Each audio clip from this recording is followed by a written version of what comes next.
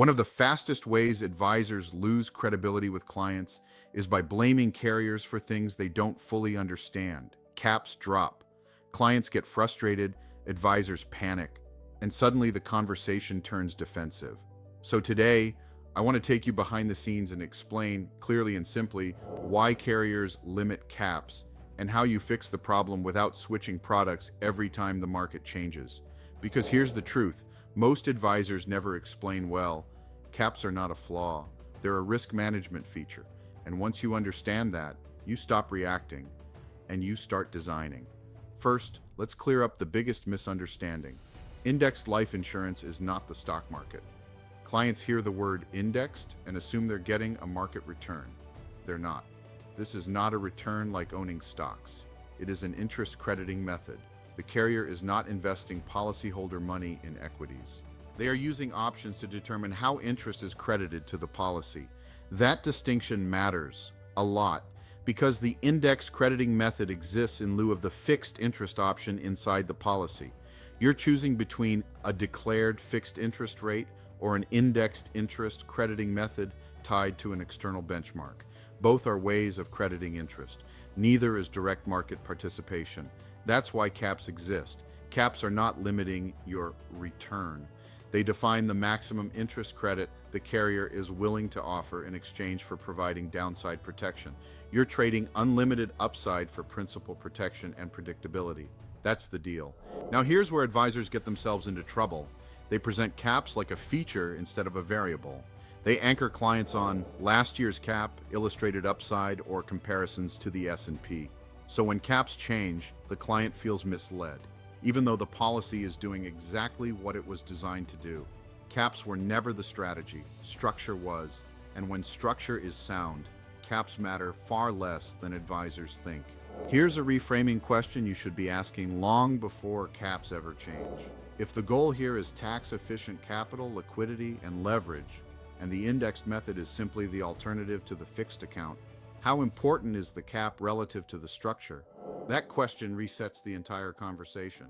Now, you're not talking about performance. You're talking about purpose. So how do you actually fix the cap issue? You don't fight caps.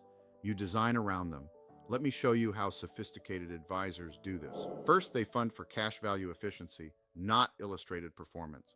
When policies are funded at minimum non-MEC, maximum cash value, the design becomes less sensitive to how any single interest crediting year performs.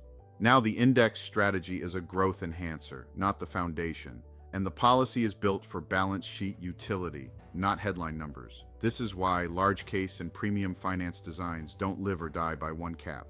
Second, they think in policy architecture, not single policies. Most advisors sell one policy. Elite advisors think in layers. Multiple policies, different issue years, different crediting environments, different timing. Just like you wouldn't put all your net worth into one stock at one entry point, you don't concentrate all insurance planning into a single policy design. That diversification alone smooths cap risk over time. Third, they use leverage correctly. This is where premium finance fits naturally. When the bank funds premiums, the client keeps capital working elsewhere, the policy does its job quietly, and cap changes become background noise, not existential threats, because the strategy is no longer dependent on policy performance alone. It's driven by overall balance sheet efficiency. Fourth, they set expectations like professionals, not marketers. Here's what sophisticated advisors say up front. Caps will change, rates will change, markets will change. What won't change is why we're using this strategy. When variability is normalized early, clients don't panic later.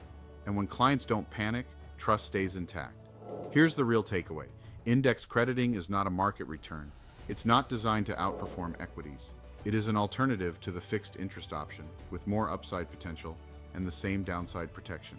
When you explain it that way, caps stop being emotional and start being what they actually are, a risk management trade-off inside a long-term structure. And when the structure is right, caps don't drive decisions. They fade into the background. Caps aren't broken. Advisors just explain them the wrong way. When you stop selling returns and start explaining crediting methods and structure, clients relax, trust increases, and your credibility stays intact. That shift is core to the JMac method. And inside the JMac Method Academy, we train advisors how to explain caps calmly, design around volatility, and protect trust when markets change. Drop a comment and tell me, what's the biggest cap-related concern you've heard from a client recently? That's where mastery gets built.